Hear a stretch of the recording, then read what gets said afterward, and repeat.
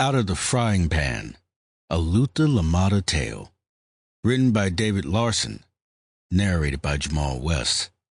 Chapter 1.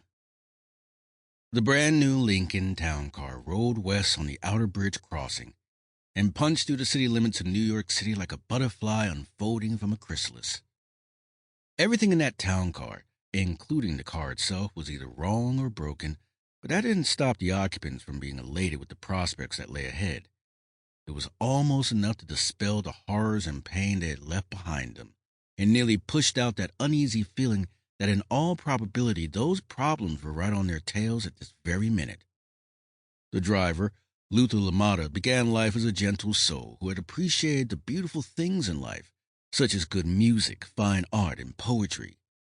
Where Luther had a promising future ahead of him, his best friend Tony Ferrari had nothing.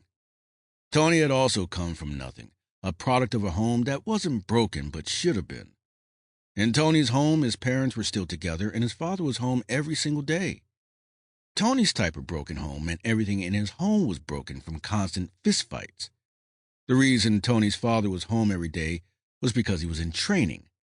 Just like a runner stretches before a marathon, Tony's father would get a good buzz going at home, then off he would go on his quest.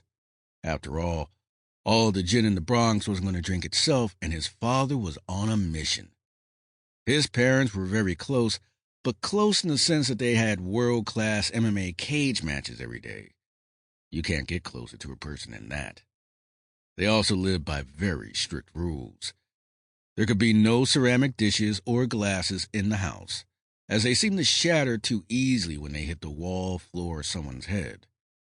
Knives were kept in a cabinet with a combination lock on it. It took too long to get the lock open and stab your partner in a fit of rage. At night, Tony's mother would go off to work in a run-down building that made boxes, and his father would go to his job of ridding the world of gin and chasing women that didn't run too fast but charged a lot. It was the only peace Tony had in his life, and he cherished every moment his family spent apart. Through a series of bad decisions, Tony had found himself in deep debt to a neighborhood gangster and went to Luther for help. He told Luther that all he had to do was be a lookout while Tony boosted cars. All he needed was 3 decent cars that he could sell to a chop shop, and he could pay the debt off. Naturally, Luther was completely against that idea, telling Tony he would help him in any other way he could, but he simply couldn't get wrapped up in car theft. However, in the end, there was no other way. The money had to be paid, or Tony would be killed at best. Sample complete.